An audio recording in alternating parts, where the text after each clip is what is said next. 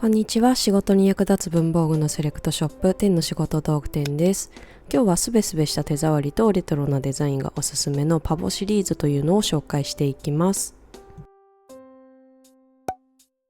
日頃はシンプルなものやミニマルなものを選ぶことが多い私ですが、たまにね目が大きい系のキャラのものとか、あとレトロなもの、クラシカルなものっていうのが欲しくなるブームがね来ます。なんかあれに似てますね。洋服の系統を揃えようと心に決めるのに、うっかり今までの系統とか洋服とかの小物を買っていて統一感がない感じ、あるあるですよね。皆さんどうやって洋服の系統や趣味を変えているんでしょうか。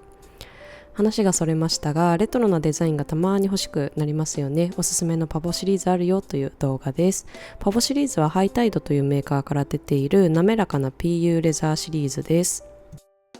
PU というのはポリウレタン素材のことで、革のような独特の風合いの合皮フェイクレザーです。弾力性や柔軟性が高いので、カーブがあるようなアイテムにも適しています。手入れ方法は空拭きで OK。撥水性も高いので日常使いしやすいです。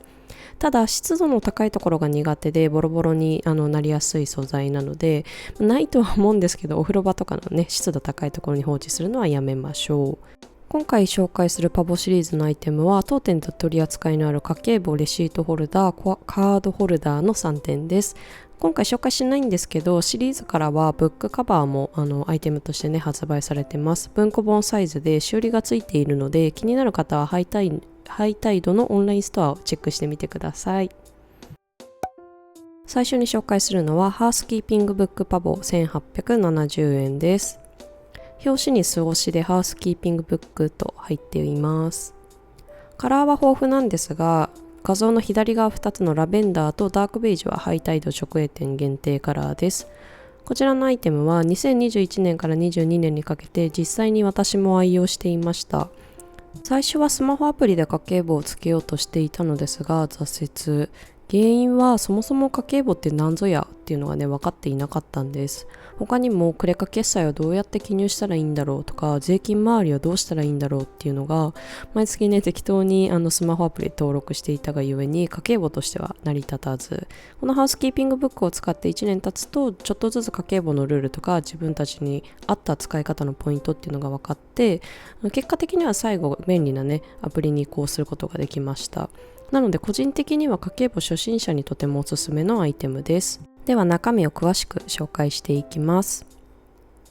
こちらのページが一番メインのページです。予算を立てたり収支を記入します。上が予算と収支を記入する場所で、下がマンスリーになっています。支払い日とかをねメモってます。日々の収支支出は次のページ以降につけていきます。私は1週間に1回くらいのペースで一気にまとめて記入していました。すでに仕分け項目が書いてあるので簡単に記入できますが、もし記入に悩む場合はネットで検索するといい感じの仕分け方法が出てきますよ。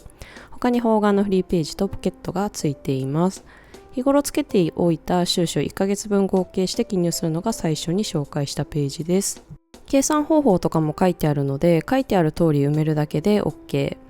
固定費ではなく月の決まった支出など初心者に分かりやすいようになっています。ポケットには年末に使うかもしれない医療費の領収書とか光熱費の手紙、あと保険の年末調整に使うハガキとかっていうのを入れてね保管することができます。これで1ヶ月分のセット、これが12セットなのでつまり12ヶ月分入っています。最後には1年分のサマリーを作れるページや予備のポケットなどもついていて、これ一冊でね家計簿とあとちょっとした紙類の保管ができるようになっています。分厚い家計簿ですがリングタイプなのでパタンと180度を開くことができて、書き込み時もノンストレスで、これだけのねボリュームがあると厚みもすごいんですけど、リング部分がカバーに覆われていて手に当たったりとか棚にね収納するときに周辺のものを巻き込むこともなく、すごく扱いやすくなっています。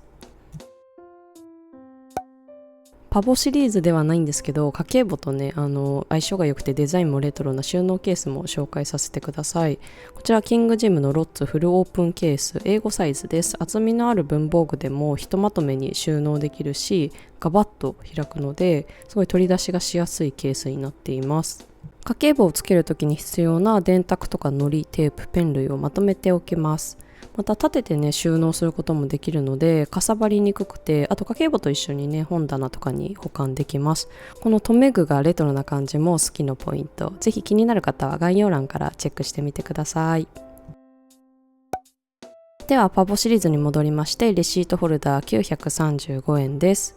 こちらはダークベージュのみ直営店限定。レシートホルダーを持ち歩くことも多いので、バッグの中で目立つ色とかもおすすめです。縦長の形状ですが、短辺を留める仕様になっているので、中身が少ないとこんな感じで端っこが広がりやすいのがちょっとデメリットかなと思います。実際使っている上ではね、広がっているからと不便はそこまで感じないです。でこのアイテムの推しポイントはこの蛇腹のポケットです。7ポケットあり、18×8.5 センチまでの書類に対応しています。紹介しているサンプルではシールやね紙物を入れているんですが、レシートやチケットなどの保管にももちろん適しています。蛇腹なのでガバッと開くので、中に何が入っているかっていうのが上からすごく見やすくていいですよね。持ち運ばずにレシートを月ごとに保管するためのホルダーでも良さそう。ホルダー自体はゴムバンドで留めるだけっていう点と、あと背の部分にも細かくこんな感じで筋が折り目がついていて、中の厚みに合わせて柔軟に形が変えられるので、たくさん紙類を入れてもね形が崩れにくいと思います。私は似たような多ポケットのホルダーも使っているので、比較して感じるのはやっぱ何も入れてない状態で2センチほどの厚みがこのパボの方はねあるので、それはちょっとなかなかかさばるかなと。中財布を1個持ち歩いてる感じがします。ただ他の多ポケットファイルだとポケットごとはただの仕切りで区切られていて、中とか下がねつながっちゃってることも少なくないので、小さい紙類を分類して入れる場合は持ち運んでるうちに気がついたらごっちゃになっていることもあり、なかなかね不便です。ただパボのレシートホルダーは1ポケットずつが完全に独立しています。こんな感じですね。なので中のものが混じり合うことがなくて、とっても使いやすいです。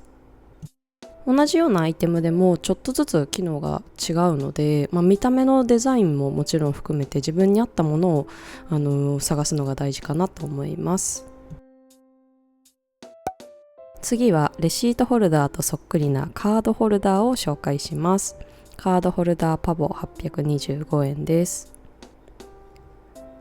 中は7つのポケットに分かれています。レシートホルダーと同じ仕様です。